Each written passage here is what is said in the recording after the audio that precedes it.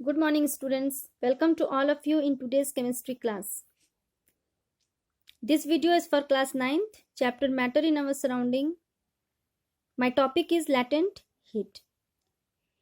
इस टॉपिक पे मैं इससे पहले भी एक वीडियो बना चुकी हूँ. बहुत सारे स्टूडेंट्स का कमेंट्स था कि इस वीडियो को दोबारा बना के उसको समझाया जाए, तो मैं इस वीडियो को दोबारा बना के सभी स्टूडेंट्स को समझाने की कोशिश कर रही हूँ. आप लोग इसको ध्यान से देखिए. लैटेंट हीट, लैटेंट किसको कहेंगे? हिडन. लैटेंट मीन्स हिडन, छिपा हुआ. लैटेंट हिडन को कहेंगे. Now earlier I have told you about melting point, boiling point and atmospheric pressure. these three terms are used in the topic interconversion of state of matter. Melting point किसको कहेंगे? The minimum temperature in which the solid changes to liquid at its atmospheric pressure, उसको हम लोग melting point कहते हैं.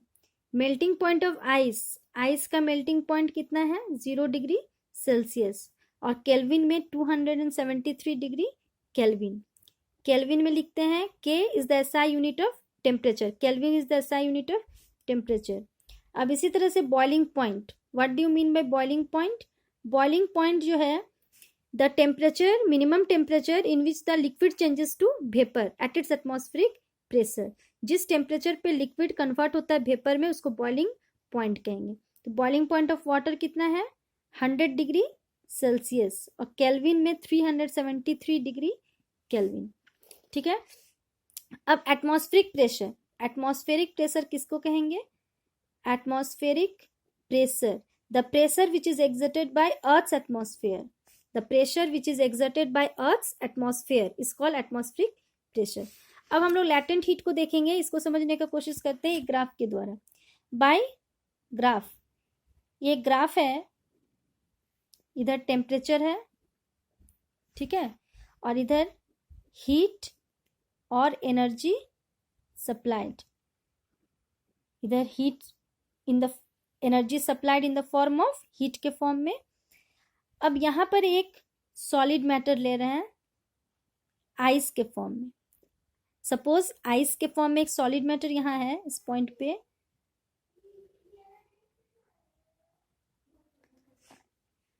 Now ये एक ice है, यहां सॉलिड मैटर लिए आइस के फॉर्म में.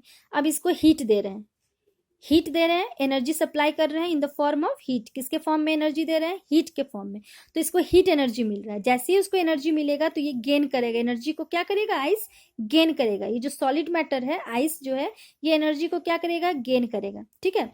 ये एनर्जी कंटिन्यू, एनर्जी जो है इस पूरे रिएक्शन में, ये पूरे सिस्टम में एनर्जी कंटिन्यू इसको एनर्जी सप्लाई होते जाएगा. एनर्जी कहीं से भी रुकेगा नहीं.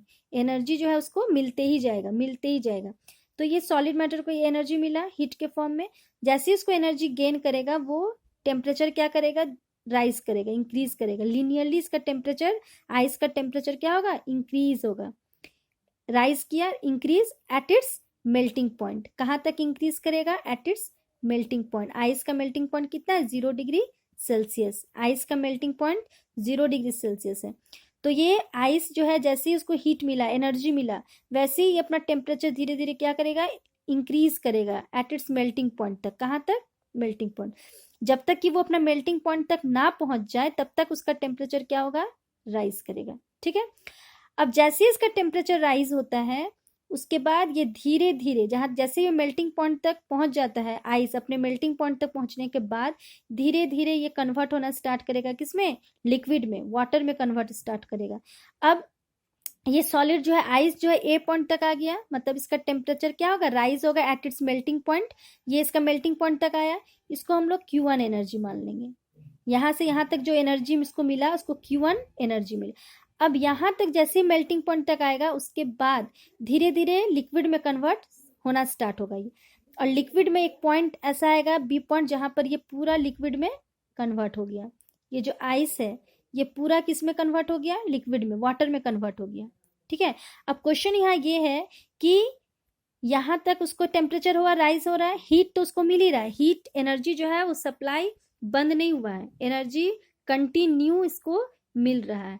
तो इसको जब एनर्जी, इसको हम हीट दे रहे हैं, हीट उसको मिल रहा है, फिर ये ए तक, जैसे ही उसको ए तक पहुंच जाता है मेल्टिंग पॉइंट तक, उसके बाद टेम्परेचर इसका क्या है, कांस्टेंट। टेम्परेचर उसके बाद राइज नहीं कर रहा है, टेम्परेचर क्या है, कांस्टेंट टेम्परेचर है। विदाउट रेजिंग इट्स टेम्परेचर ये सॉलिड जो है, आइस जो है, वो किस में कन्वर्ट हो जा रहा है, लिक्विड में। अब क्वेश्चन यहाँ ये अराइज होता है कि जानते हैं कि सॉलिड से लिक्विड में कन्वर्ट होता है by raising its temperature. Temperature क्या होता है, राइज होता है। काइनेटिक एनर्जी इसका क्या होगा, इंक्रीज करेगा पार्टिकल्स का, सॉलिड चेंज हो जाएगा किसमें, लिक्विड में, बाय रेजिंग इट्स टेम्परेचर। अब यहाँ ये है कि हीट भी मिल रहा है इसको, एनर्जी भी मिल रहा है, लेकिन एनर्जी मिलने के बावजूद इसका टेम्परेचर राइज नहीं कर रहा है। तो ऐसे कैसे पॉसिबल है कि बिना टेम्परेचर राइज किए हुए सॉलिड आइस टोटली लिक्विड में कन्वर्ट हो गया।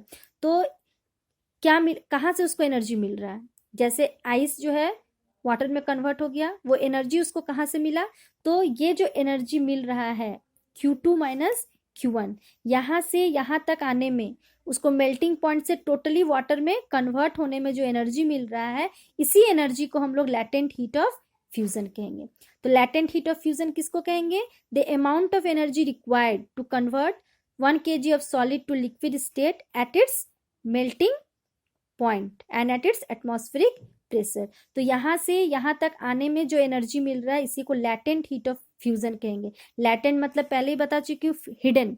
लैटेंट क्या है, हिडन है। तो ये जो एनर्जी है ये क्या है, हिडन है। तो इस एनर्जी को हम लोग कहेंगे लैटेंट हीट ऑफ फ्यूजन।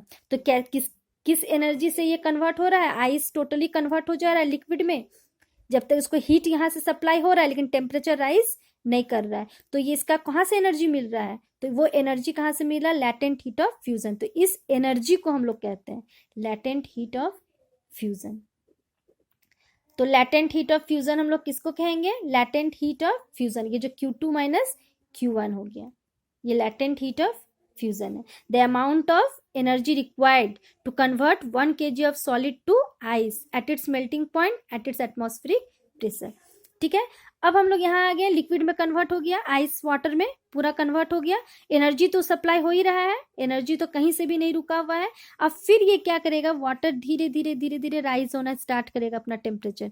इसका टेम्परेचर वाटर का धीरे धीरे राइज होगा एट अ पॉइंट, एक पॉइंट पे। किस पॉइंट पे, eight its boiling point.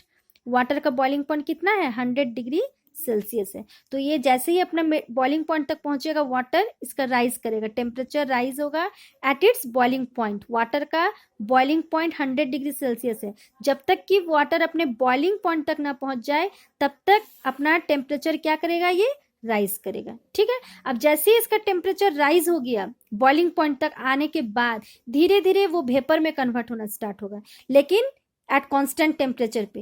At constant temperature पे धीरे धीरे ये क्या होगा, वेपर में कन्वर्ट होना स्टार्ट करेगा। अब मान लेते हैं ये डी पॉइंट है जहां पर टोटली कन्वर्ट हो गया, वाटर किस में कन्वर्ट हो गया, टोटली वेपर में कन्वर्ट हो गया। इस पॉइंट पे वाटर टोटली वेपर में कन्वर्ट हो गया, लेकिन टेम्परेचर राइज नहीं हुआ, without raising its temperature. Temperature नहीं बढ़ा, जबकि हीट मिल रहा है, एनर्जी उसको मिल रहा है in the form of heat.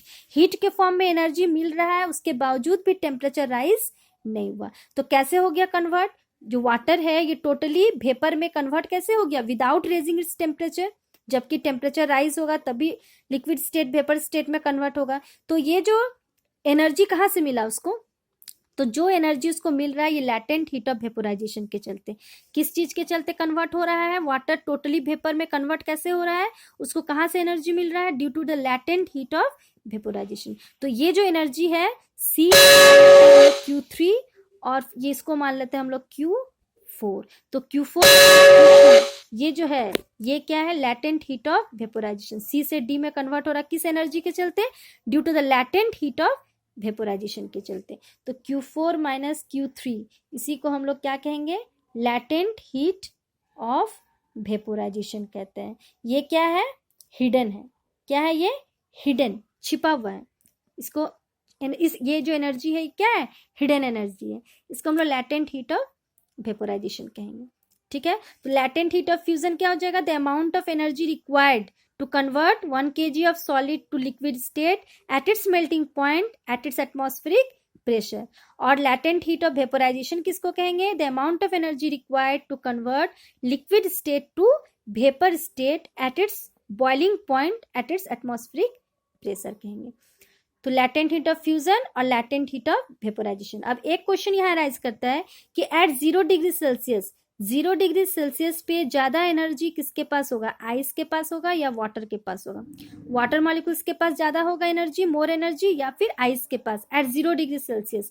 तो आंसर क्या होगा, ज्यादा एनर्जी किसके पास होगा, एट वाटर मॉलिक्यूल्स के पास होगा। क्यों? क्योंकि इसके पास extra latent heat of fusion है। वाटर के पास क्या होगा, ज्यादा एनर्जी होगा as compare to ice, because water के पास क्या है, एक्स्ट्रा क्या है, लैटेंट हीट ऑफ फ्यूजन है इसके पास।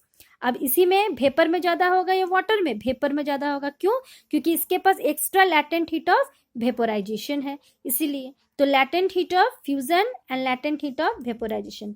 तो क्वेश्चन एक है यहाँ पे, इसको आप लोग देखिएगा, which produces more severe burn, which produces more severe burn, ज्यादा जलन किसमें होगा, बॉइलिंग वाटर में और स्टीम, या फिर स्टीम में, भाप में, ज्यादा किसमें बर्न होगा? Which produces more severe burn, boiling water और स्टीम। ये क्वेश्चंस है होमवर्क। नेक्स्ट क्लास में फिर नेक्स्ट वीडियो दूसरे टॉपिक पे हम लोग देखेंगे।